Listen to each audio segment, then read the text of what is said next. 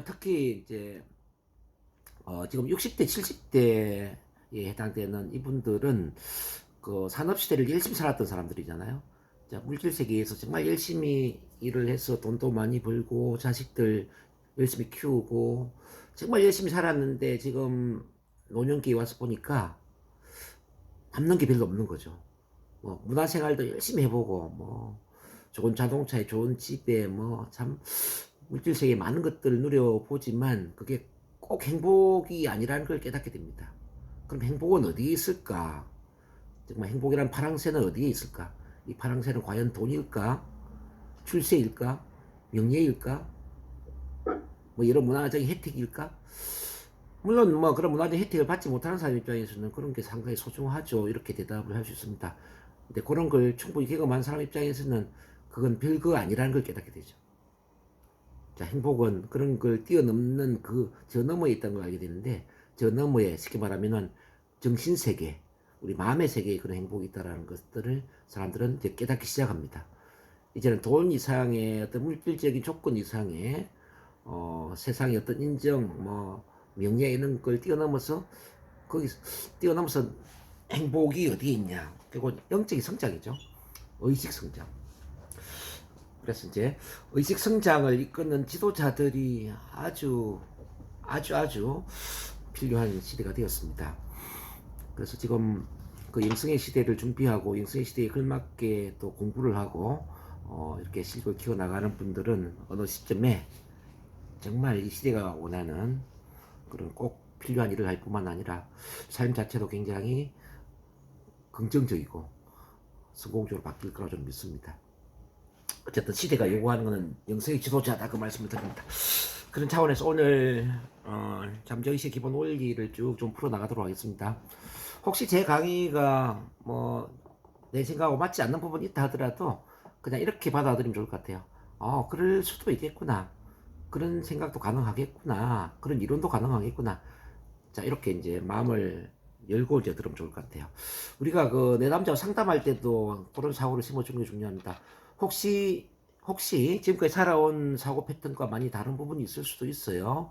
그렇지만 마음을 열고 그럴 수도 있다는 생각을 가지고 생각하면 어떨까 하는 생각이 듭니다. 그래서 이제 이 NLP나 뭐 에릭슨 체면이나 체면에 있어서는 뭐뭐입니다. 단연코 뭐뭐 해야 됩니다. 확실히 뭐뭐예요. 이건 이거예요. 이런 단언적인 표현들을 굉장히 경계를 합니다. 이 단언적인 표현을 하다 보면 사람들은 마음의 경계나 저항 심리를 갖게 되거든요. 그래서 이제 우리는 어떤 이야기를 해야 되냐면 뭐뭐일 수도 있습니다. 그럴 가능성도 있습니다. 뭐뭐일지도 모르겠네요. 뭐 그런 어떤 허용 가능성의 어떤 표현을 해야 되고 또 그런 허용 가능성의 마음을 가지고 이론을 받아들여야 됩니다. 자, 그렇게 말씀드리면서 자, 1번부터 다시 한번 보죠. 자, 기억을 저장한다. 잠재의식은 이건 어제 충분히 설명했죠. 태어난 이후의 기억, 꿈마 뱃속안의 기억, 태어나기 전에 전생 혈통의 기억을 저장하고 있다고 말씀드렸고, 그리고 집단 무의식 속에는 인류가 진화해온 모든 문화에 대한 기억이 저장되어 있다고 했습니다. 그리고 초의식 속에는 전생과 현생 사이에 쉽게 말하면은 영계, 천상세계, 영혼의 세계의 기억을 또 담고 있다. 뭐 그 말씀을 드렸습니다. 이걸 믿건 안 믿건 그는 뭐 사람마다 좀 차이가 있을 수 있습니다. 근데 실제 이제 이런 분야에 뭐 연구를 오랫동안 해온 분들의 책들을 보면은 요즘 거의 어떤 과학적인 실증 시스템에 의해서 검증이 다 되어 있는 부분들입니다. 뭐 영혼의 세계에 대한 것만 하더라도 뭐 영혼들의 여행이라든지 영혼들의 기억, 영혼들의 운명 이런 마이클 뉴턴 책을 읽어보면은 뭐 수만 건의 사례들이 나옵니다. 영혼의 세계를 보았다는 사람들이. 어쨌든 그래서 이거는 이미 이제 신비주의 심리학의 한 갈래로 자리 잡고 있다. 이제 이렇게 이해를 하시면 되겠고요. 그다음 2번을 보겠습니다. 2번. 연합을 하면 빨리 학습을 한다. 이 내용만 읽어서는 무슨 말인지 잘 모를 거예요. 자, 연합을 하면 빨리 학습을 한다. 연합을 하는 것은 빨리 학습이 된다는 뜻입니다. 연합이라는 게 뭐죠? 바로 이제 집중, 몰입이 되는 게 연합 아닙니까? 집중, 몰입이 되면서 어떤 감정을 고스란히 느낄 수 있는 상태. 자, 영어권에서 한 번이라도 살았던 적이 있는 사람은 영어를 빨리 쉽게 배울 거예요. 맞습니까? 자, NLP 이전에 어떤 명상을 했거나, 뭐 마음 수련을 했거나, 또는 뭐 어떤 불교, 종교적인 관심을 가졌거나, 이런 분들은 이 NLP적인 원리를 빠르게 받아들일 거예요. 그러겠죠? 아주 어린 시절에 미국에 뭐 1년, 2년 살다 왔다고 생각을 해볼게요. 뭐 4살, 5살 때. 미국을 살다 온 사람은 똑같이 영어를 배워도 영어를 좀 더 세련되게 잘 할 거다, 이 말이에요. 자, 여러분, 모차르트가 있잖아요. 모차르트가 4살 때 피아노를 연주했다. 그런 이야기가 있습니다. 모차르트는 4살 때 피아노를 연주했다. 이 피아노를 배운 적이 없는데 피아노를 연주를 했어요. 그래서 피아노, 음악의 신동이다 이야기를 하는데, 이건 어떻게 해서 가능할까요? 우리 오경수 유사님 어떻게 생각하십니까?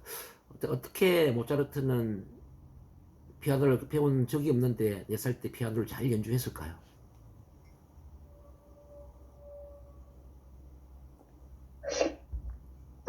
부모가 태아 있을 때 부모가 피아노를 치거나 아니면 부모가 반복을 하겠거나 4살이면 스스로 하기는 좀 그럴 것 같고 부모의 영향? 근데 음악을 연주했단 말이에요. 우리 이상영 이사님은 어떻게 생각하세요?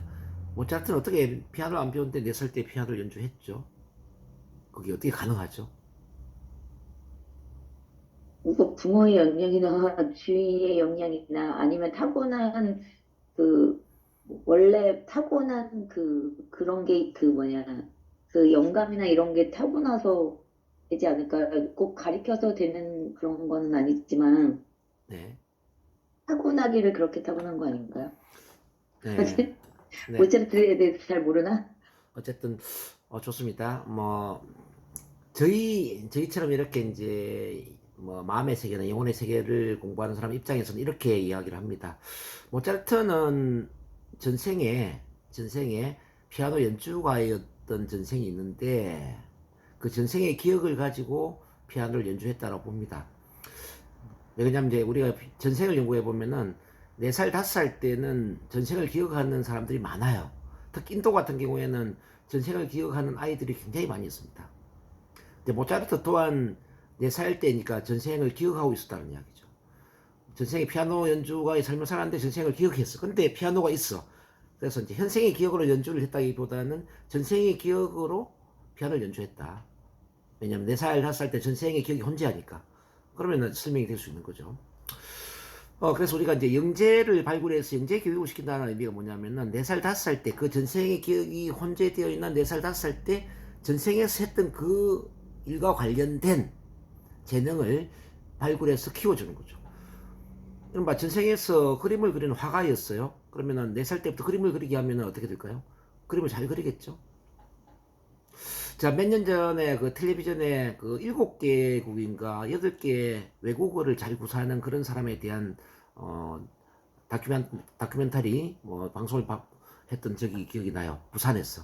이 사람은 뭐 한국어, 일본어, 중국어, 영어, 불어, 독일어, 스페인어 뭐 자, 엄청난 언어를 아주 자연스럽게 구사를 했단 말이에요. 근데 이 사람은 다른 언어를 배운 경험이 없어요. 근데 태어난 이후에 그냥 어린 시절에 말을 하는 그 상황에서 외국어를 그냥 자연스럽게 구사를 했단 말이에요. 이런 걸 어떻게 우리가 설명할 수 있느냐. 자, 이 사람 또한 제가 볼 때는 전생에서 여러 외국 나라를 돌아다니면서 뭐 무역을 했거나 외교 활동을 했거나 외국어를 잘 구사하는 그 일을 했던 사람이었다. 이렇게 이해가 됩니다. 그래서 이제 이 사람은 그 전생의 기억을 그대로 고스란히 가진 채 이 세상에 태어났어. 전생의 기억으로 외국을 잘 구사하고 있다. 뭐 그렇게 설명이 됩니다. 어쨌든 자 다시 2번으로 들어와서 연합을 하면 자주 빨리 학습을 한다. 그러니까 과거에 한두 번이라도 경험을 한 것을 다시 경험을 하게 되면 빨리 학습을 한다는 이야기죠.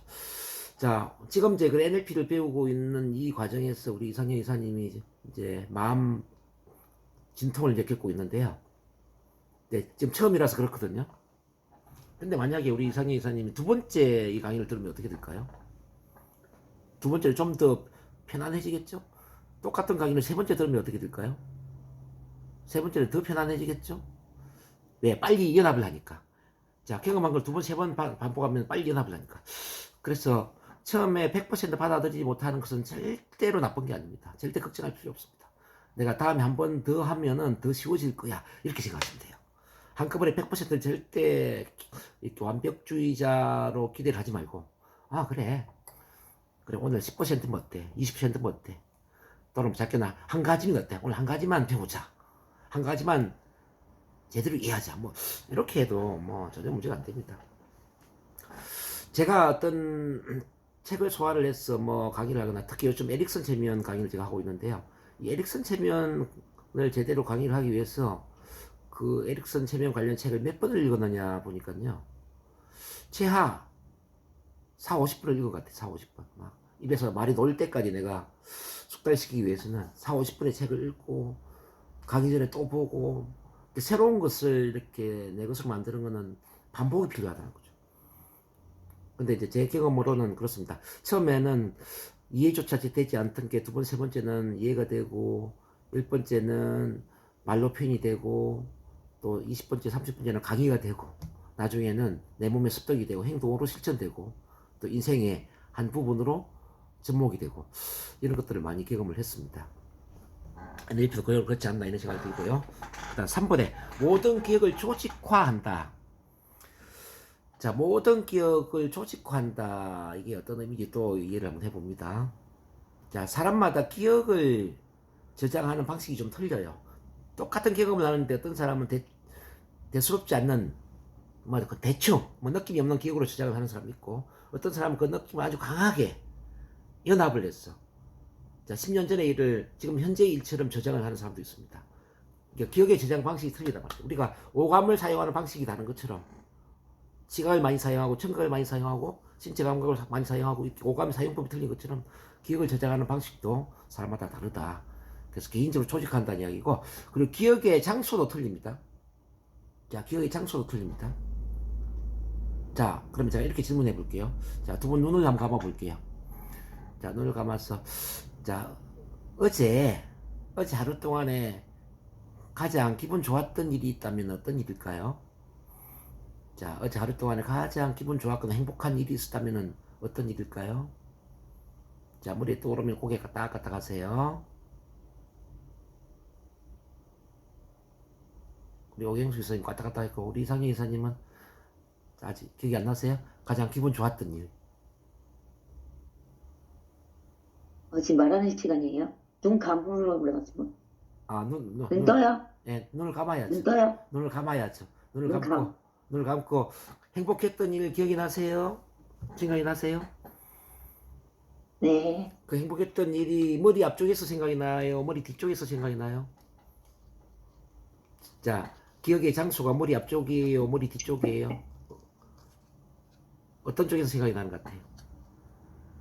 그 앞쪽, 중간에서 약간 아프요. 아, 중간에서 앞에 우리 오경수 선생님 생각이 나고, 우리 이상희 이사님은 어느 쪽이죠? 네, 앞쪽이요. 앞쪽. 자, 눈 뜨세요, 이제. 자, 지금 뭘 체크했냐면은, 과거의 기억이 머리 앞쪽에서 나느냐, 머리 뒤쪽에서 나느냐를 체크를 한 겁니다. 나중에 시간선 치료를 할 때, 과거의 시간선을 만들고 미래의 시간선을 만들게 되겠지만, 어떤 사람은 과거의 기억이 머리 뒤에서 나요. 이런 분들은 과거의 기억이 잘 연합되는 사람들, 연합. 즉, 감정을 몰입해서 잘 느끼는 사람입니다. 어떤 사람은 과거의 기억이 머리 앞쪽에서 생각이 나요. 이 사람은 좀 과거의 기억이 좀 분리되어서, 즉, 느낌이 없는 그런 기억으로 분리되어서 생각이 나는 사람입니다. 이와 같이 기억을 조직화하고 저장하는 방식이 틀리다 이 말이죠.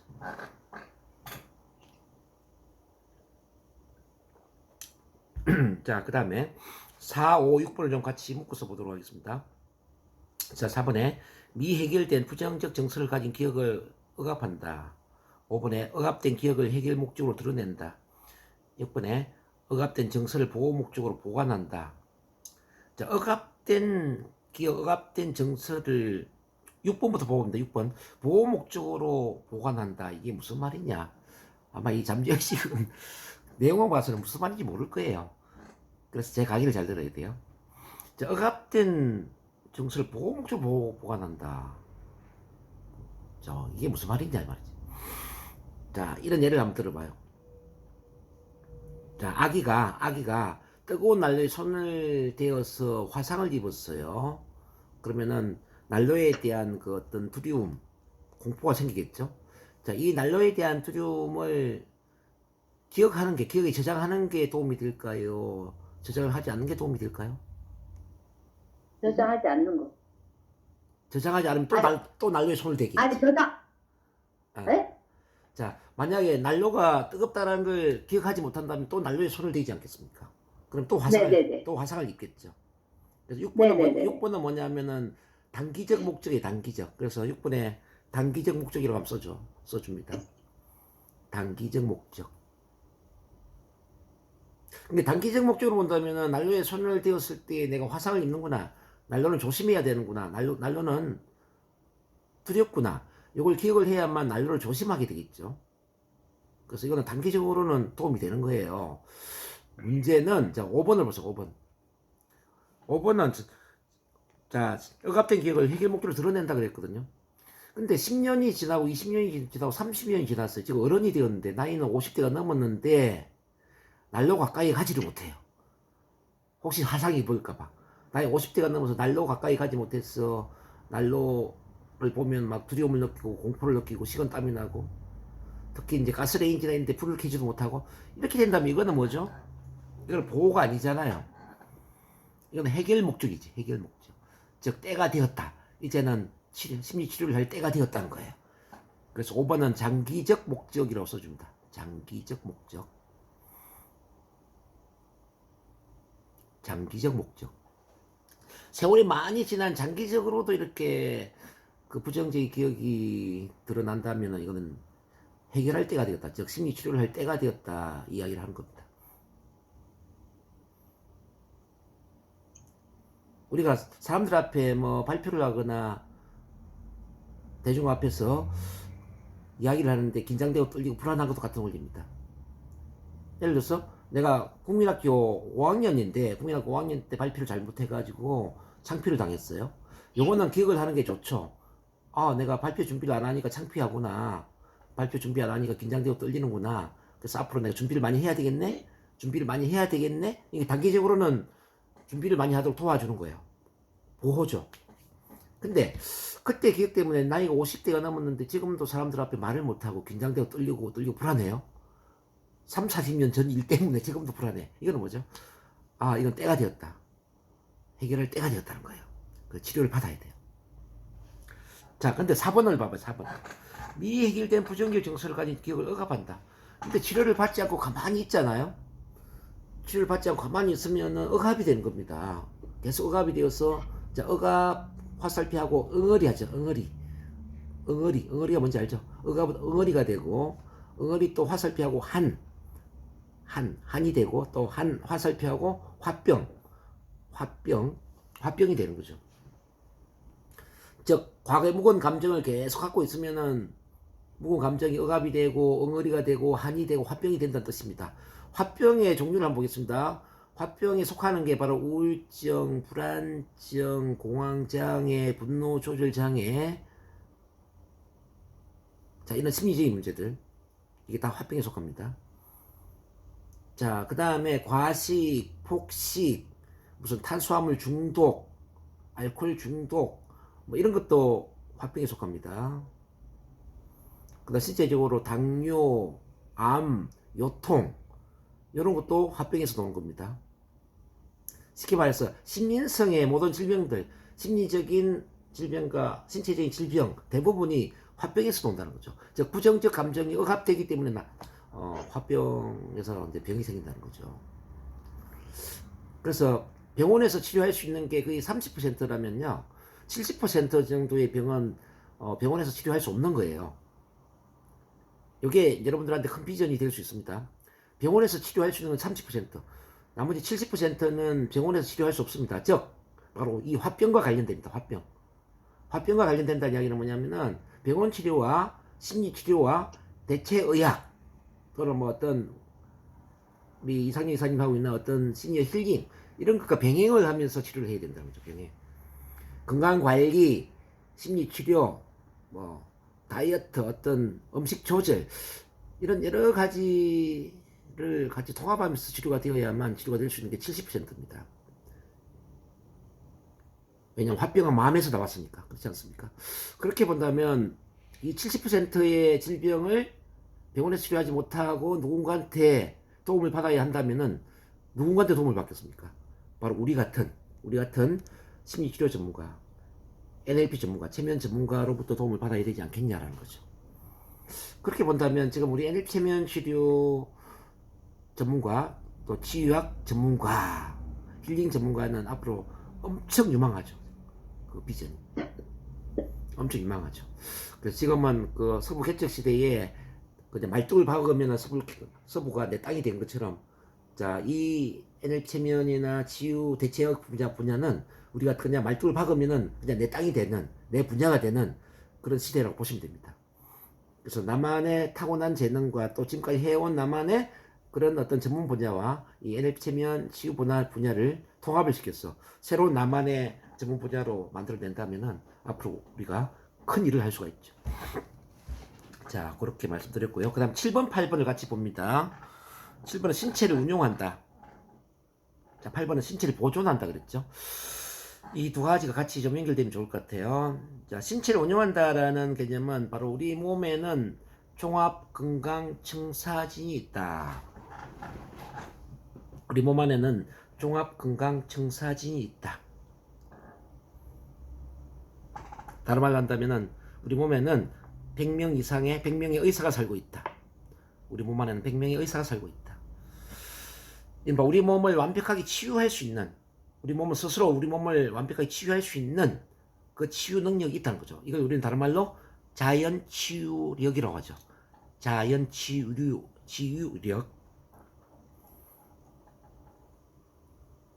그래서 우리가 굳이 병원 약을 먹지 않더라도 그냥 스트레스 관리하고 깊은 숙면을 취하고, 자, 제대로 된 휴식을 하고 쉼을 한다면 우리 몸은 스스로 우리 몸을 치유한다는 거죠. 예를 들면은 아기가 열이 났을 때 해열제를 굳이 먹이지 않더라도, 해열제를 먹이지 않더라도, 자, 우리 면역세포는, 자, 잘못된 세포를 잡아 죽이면서 스스로 몸을 치유한다는 거예요. 또는 장염에 걸렸을 때, 배탈이 났을 때 굳이 소화제를 먹지 않더라도, 우리가 물만 마신다 하더라도 우리 몸은 스스로 그 위장 속에 잘못된 그는 유해균을 치료를 해버려서 스스로 장을 건강하게 회복을 한단 말이죠. 감기 몸살도 마찬가지입니다. 실제 몸살 걸렸을 때 굳이 약을 안 먹는다 하더라도 그냥 뭐 따뜻한 방에 누워서 땀 흘리고 푹 뭐 깊은 잠을 잔다면은 스스로 몸살이 치유가 될 수 있다는 거예요. 참고로 저는 병원 약을 먹어본 적이 거의 없어요. 아파도 저는 병원을 잘 안 갑니다. 약도 먹지 않습니다. 제 몸을 저는 믿습니다. 어쨌든 지금 이제 그 겨울이기 때문에 우리 두 분 이사님도 건강관리를 잘 하셔야 되는데요. 특히나 이제 감기, 몸살 이런 걸 참 조심하셔야 됩니다. 잘 먹고 잘 자고 뭐 스트레스 관리하고 그러면 사실은 병에 걸릴 이유가 없죠. 우리 몸은 스스로 자기를 치유하니까요. 어쨌든 내 몸을 믿으라. 자, 내 몸을 치유하는 이 자연 치유력을 믿어야 되고, 이 종합 건강 청사진을 믿어야 되는데, 이 자연 치유력이나 종합 건강 청사진은 그럼 어디에 연결되어 있느냐? 바로 잠재의식, 무의식 속에 그 힘이 연결되어 있다는 겁니다. 자, 그 다음에 신체를 보존한다. 이건 어떤 개념일까요? 자, 우리 무의식은 항상 우리 몸을 보존하려는 경향이 있어요. 그래서 예를 들어서 이제 우리가 횡단보도를 건너가는 데 있잖아요. 횡단보도를 건너가는데 갑자기 차가 확 지나가요. 그러면 엄마야! 하면서 이제 몸을 뒤로 촥 물러서죠. 이제 몸을 뒤로 이렇게 비켰을 때 그때 우리는 머릿속에 이런 생각을 합니까? 야, 내가 비켜야지 하면서 몸을 비키나요? 아니면 본능적으로 몸을 비키나요? 어느 쪽이죠? 본능적으로 몸을 비키죠. 그렇습니다. 이게 이제 사고 위험이 있을 때는 본능적으로 몸을 비키게 된단 말이에요. 이게 무의식이에요. 그리고 우리가 넘어지거나 사고를 당하더라도 신체의 중요한 부위는 좀 피해서 다치거든요. 눈이라든지 코라든지 입이라든지 이런 데는 피해서 다치죠. 제 얼굴을 제대로 보시면요, 이제 제 이마에 이게 흉터가 있거든요. 흉터. 혹시 아셨어요? 제 흉터 있다는 거? 이마 여기. 제가 말을 안 하면 잘 모르죠. 옛날에는 이 흉터가 저한테 컴플렉스였어요. 그래서 20대에는 머리를 막 이렇게 이마를 덮고 다녔어요. 제가. 사람들이 내 흉터를 몰랐으면 좋겠다. 이렇게 항상 제 머리를 이제 이렇게 덮고 다녔는데, 지금은 뭐 그런 거 신경 안 쓰죠. 머리를 까야만 성공한다 그러더라고요. 이마가 흔하게 보여야 성공을 하는데 이마를 덮으면 안 된다. 그래서 제가 이제 이마를 요즘은 덮지 않습니다. 어쨌든 이제 흉터가 여기 있는데 제가 언제 다치거냐면은 5살 때 다쳤어요. 우리 이제 시골집 앞에 보면은 그때는 비포장 도로였거든요. 비포장 도로라는 이야기는 신장로가 있었는데, 신장로를 아시는지 모르겠네. 우리 오경수 선생님 신장로가 뭔지 아세요? 네, 우리 그 큰 길 앞에, 집 예, 앞에 큰 길. 예. 이상영 이사님은 신장로가 뭔지 아세요? 네, 저도 큰 길이라고 생각했는데 아니에요? 아, 맞아요. 포장이 되지 않는 그런 비포장 도로를 신장로라고 이야기하죠. 신장로. 어쨌든 신장로에 뛰어놀다가 넘어졌어요. 근데 뾰족한 돌에 그대로 부딪힌 거예요, 이마를. 그래서 완전히 막 이제 이마가 푹 끼어 들어갔는데, 저희 어머니가 된장을 막 찍어 붙였어, 여기 이제. 그때는 뭐 시골에 병원이 없잖아요. 된장을 끼어 붙여서 이렇게 낫게 되었죠. 근데 제가 이야기 드리는 건 뭐냐면은, 왜 뾰족한 돌에 부딪혔는데 눈을 부딪히지 않고 이마를 부딪혔을까?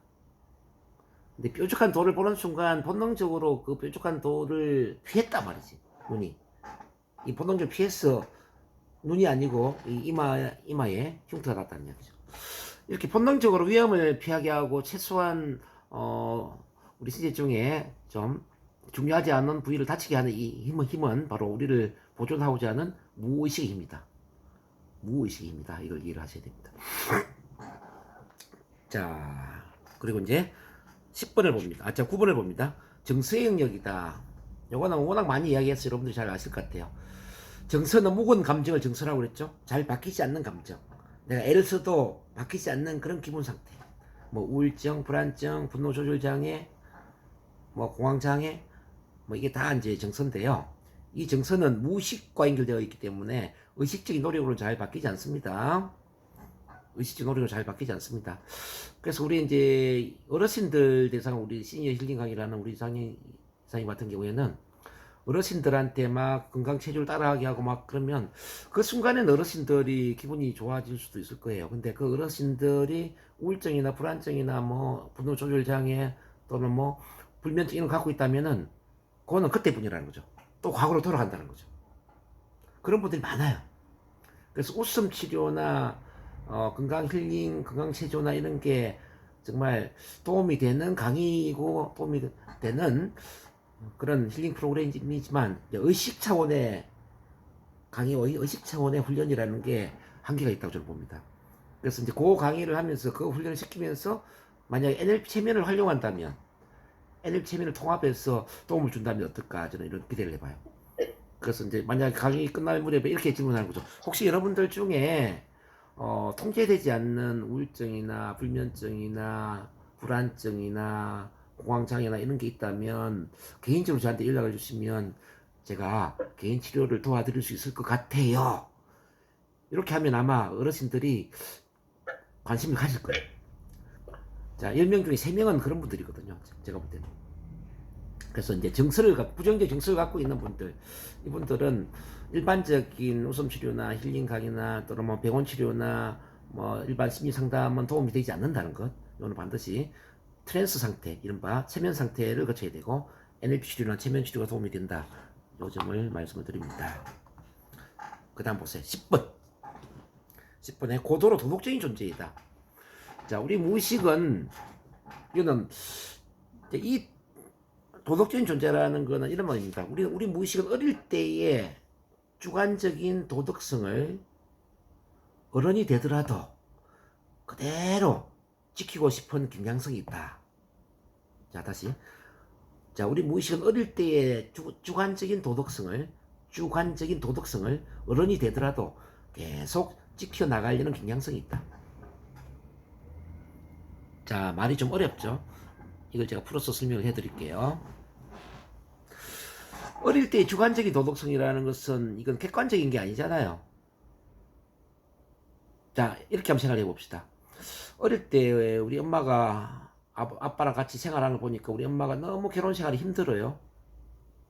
맨날 아버지가 술 마시고 들어와서 엄마를 때리고 엄마를 막 힘들게 하고 아버지는 도박해서 돈 다 날려버리고 돈도 안 벌어다 주고 엄마가 혼자서 힘들게 우리들을 키우는 걸 보면서 그 딸은 이런 생각을 할 수가 있겠죠. 야, 여자가 결혼한다라는 것은 정말 힘들구나. 결혼이라는 것은 여자를 힘들게 하는구나. 자, 결혼이라는 것은 여자를 힘들게 한다. 그래서 나는 어른이 되면 결혼하지 않을래. 이런 생각을 할 수 있단 말이에요. 자, 보세요. 엄마가 결혼 생활, 아빠로 인해서 힘든 결혼 생활을 하는 걸 보면서, 결혼은 여자에게는 힘들구나. 이거는 객관적인 게 아니라 주관적인 도덕성이잖아요. 검증되지 않은 객관적인, 주관적인 도덕성이란 말이에요. 근데 이제 이 큰딸이 나중에 나이가 들어가지고 30대, 40대가 되면 정말 결혼을 못해요. 결혼을 하려고 하면은 막, 왠지 파토가 나고, 막 헤어지고, 결혼을 못하게 돼요. 왜냐면 무의식 속에 결혼은 여자를 힘들게 하는 것이다 라는 주관적인 도덕성이 있거든요. 이게 이해가 되시나요? 예. 그럼 이제 그분이 결혼을 하려면 어떻게 해야 될까요? 그분이 결혼을 하려면 이 주관적인 도덕성을 바꿔야지. 자, 어릴 때 그 구타당한 엄마를 볼 때는 당연히 결혼은 여자를 힘들게 한다라는 게 맞지만 이 세상에는 모든 여자들이 다 그렇게 힘들어 하지는 않아. 어떤 여자는 좋은 남자와 결혼해서 아주 행복하게 잘 사는 여자도 많아. 또 그 결혼을 통해서 아들, 딸을 잘 낳았어. 그 아들, 딸이 잘 되었어. 나중에 또 효도를 하는 아들, 딸로 인해서 정말 노년기가 편안하고 행복한 그런 엄마들도 많이 있단다. 이렇게 그 도덕성을 바꿔준다면 어떨까요?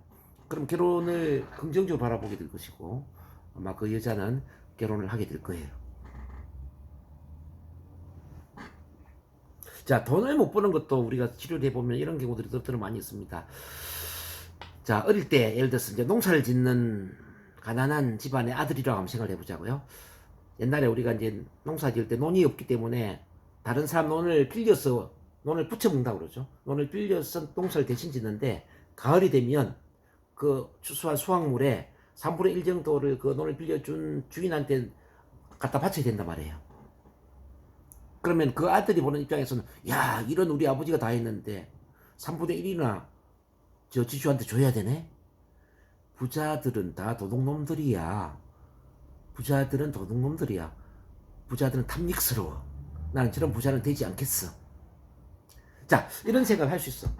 부자는 다 도둑놈들이야. 부자는 탐욕스러워. 이런 주관적인 도덕성을 가진 그 아들이 나중에 나이가 든 거예요. 한 40대, 50대가 되었어요. 그러면서 무의식 속에 계속 이런 생각이 드는 거죠. 부자가 된다라는 것은 도둑놈이 되는 것이고, 부자가 되는 것은 남의 것을 빼앗는 것이고, 부자가 되는 것은 왠지 모르게 안 좋은 것 같아.